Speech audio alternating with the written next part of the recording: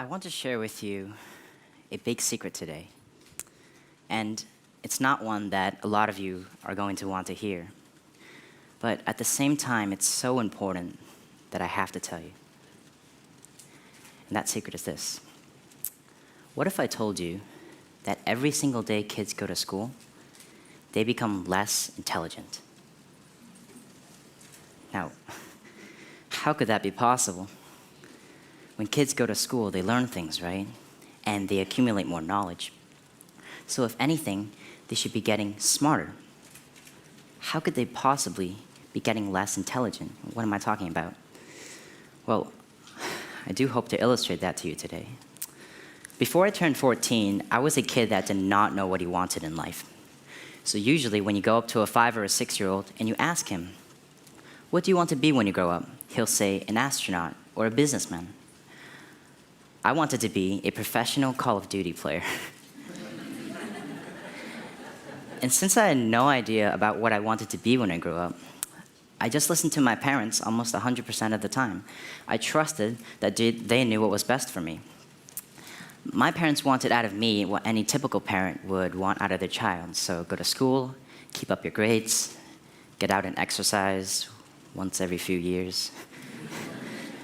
And I was trying to do everything they asked of me, except the problem was, I wasn't even that good at school.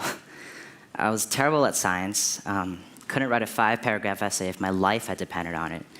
And to this day, I still think I'm the only Asian kid in the world that doesn't understand math.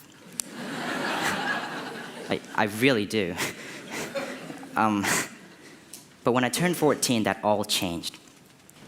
And I was no longer this hot air balloon floating around in space. I was now like a supersonic jet flying towards my destination at like 50,000 miles an hour, or however fast those things go. And this change all started when I received an envelope in the mail. It was an invitation, not to a birthday party, I didn't get any of those, not to a playground, but to a business plan competition down in Boston. And I was curious. I was just so curious that I had to go.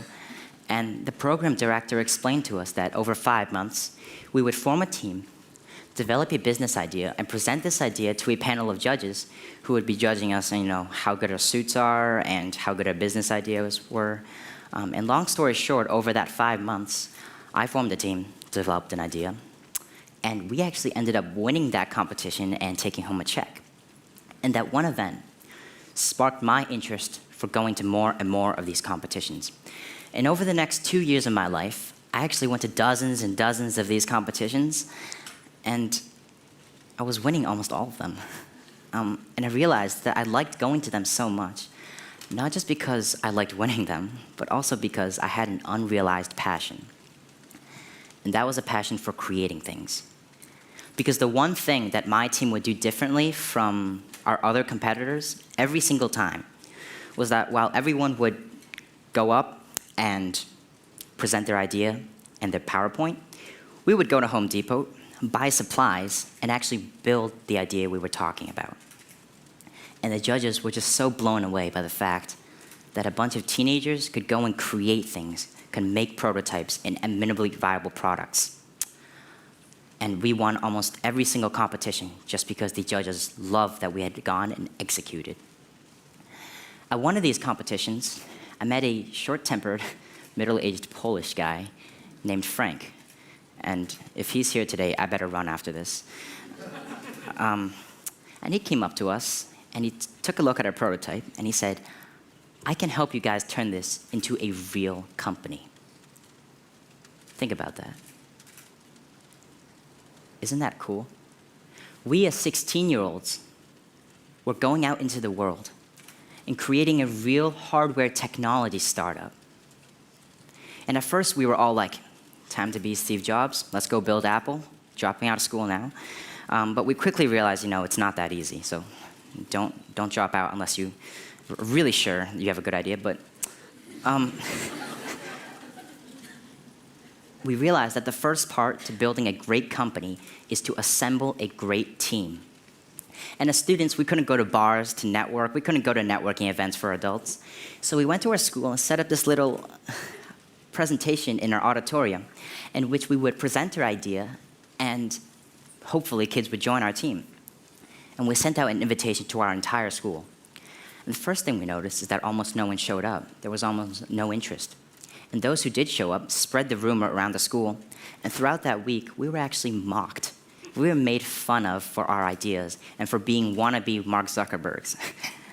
And what's funny is, the next week after, we took the exact same presentation and did it at our elementary school, so to kids who are 5 or 6 years younger. And the response was phenomenal. These kids were throwing their lunch money at us, asking if they could buy our prototype. They were asking for our pre-money evaluation, which I know you guys know from watching Shark Tank, but it was amazing that these kids even knew terms like that existed when they were too young to even probably pronounce some of these words. And that just inspired me so much. And I think this is what our education system has done. Over just these 5 to 6 years in the education system, these creative children have turned into these teenagers that are unwilling to think outside of the box. So let's go back to that secret I was talking about. How is it possible that school is making kids less intelligent? The fact is, there is so much more than just one type of intelligence. And while school can make you more academically intelligent, it can teach you physics, algebra, calculus. It is diminishing the children's creative intelligence. It is teaching them to think a certain way, to go down a certain path in life. It is telling them, go to high school, get a diploma. Go to a good college, find a stable job. And if you don't do that, you won't be successful. And if that was true, how am I even standing here today? How did I, a straight C student, start a technology company at the age of 16? And how is my company, which was featured on the Wall Street Journal last week, doing better than some of the companies started by Harvard or Stanford graduates? It must be something that can't be measured by academic intelligence alone. So here's what I believe. Parents, teachers, educators, you have the power to influence and inspire youth. The fact is, there are way too many people out there right now who are obsessed with telling kids to go to college, to find a good job, and to be successful. There are not enough who are telling kids to explore more possibilities, to become entrepreneurs. And if there's one message that I want parents, kids, and all of you to take away from what I've said here today, it's that you can open your own doors, and that you can stray away from this conventional, limited, and narrow path that education sets us upon.